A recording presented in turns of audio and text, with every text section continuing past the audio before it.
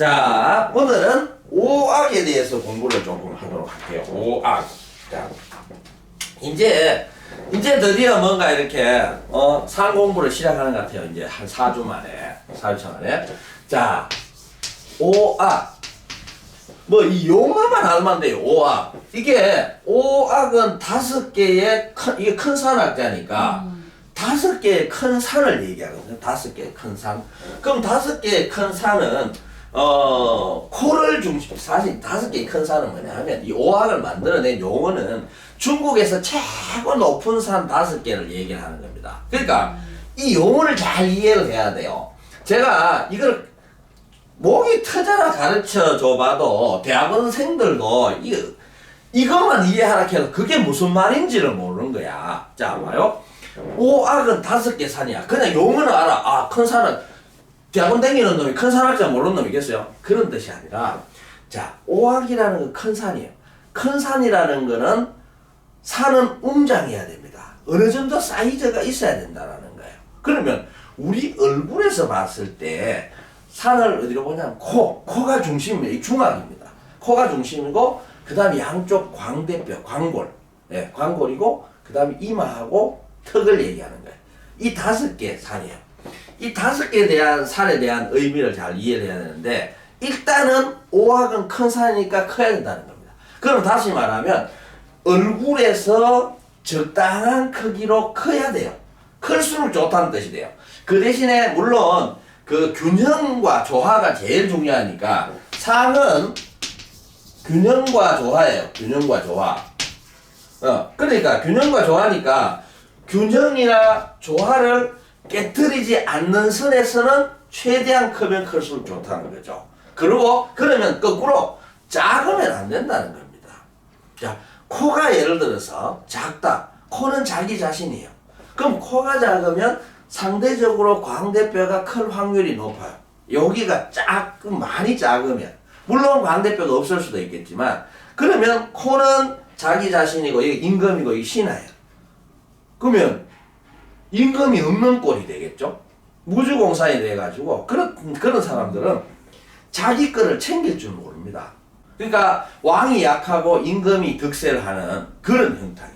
그게 이제 황관들이 득세하는 나라가 되는 거죠. 그러니까 임금이 코가 작으면 안 돼요.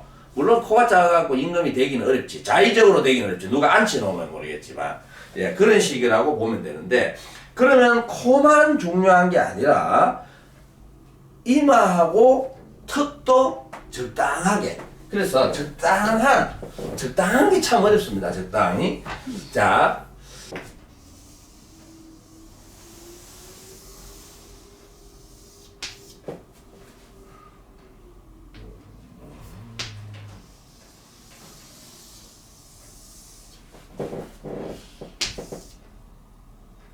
이렇게 생긴 게 하나 있고,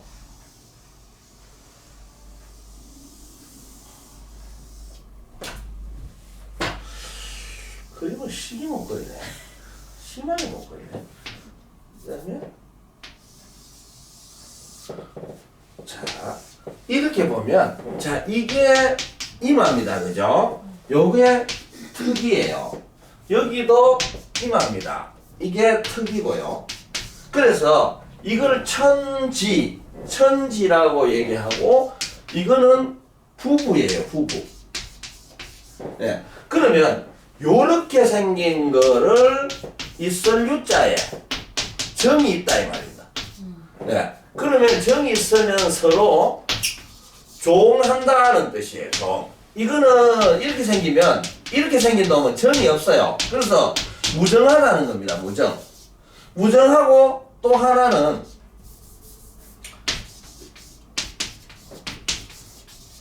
반대. 오히려 배반한다 이 말이거든요. 그래서 요렇게 입벽, 여기 뭐냐면 벽이 서 있는 것처럼 똑바로 이마가 똑바로 돼 있어야 돼요. 똑바로 돼 있고, 턱은 앞으로 살짝 요렇게 약간 주걱턱, 이건 주걱턱이라고 할 수는 없죠. 어쨌든 약간 주걱턱의 느낌이 요렇게 돼 있어야 부부간의 정이 좋습니다. 요게 요 턱이 그죠? 뭐라고 얘기했죠? 지각이라고 얘기했잖아요. 지각. 예. 예. 집. 지각인데 요 각 자체가 집각자입니다. 집각자. 그 땅에 있는 집이라는 뜻인데 집각자니까 이 집각자를 집을 가정을 의미하는 거예요. 가정. 예. 가정을 의미하기 때문에 턱 자체가 앞으로 이렇게 살짝 나와 있어야 예정이 있어요. 그 예정이 있으니까 와이프한테 잘해주겠죠. 내가 와이프한테 잘합니다. 그럼 애인 생기면 애인한테도 잘해주겠죠. 물론 이거는 마음으로 들으면 안 되는 거고. 네. 어쨌든 이렇게 정이 있는 거예요. 그래서 또 정뿐만 아니라 여기는 내가 다스리는 땅이라고 보면 돼요. 그러니까 내 조직, 내 사람, 내 편, 우리 가족 이런 것들을 굉장히 잘 챙깁니다. 회사에서도 이렇게 된 사람이 자기 팀원들 또는 자기 회사 잘 챙기겠죠. 그런데 이렇게 생긴 사람, 이마가 까져 있어. 이마가 까져 있고 턱이 밀려 있는 사람, 이런 사람은 정이 없습니다. 이런 사람들은 정이 없기 때문에 자기가 필요할 때는 이렇게 자기 필요에 의해서 하지만 평상시에 생활하는 거 보면 주위에 사람이 별로 없어요.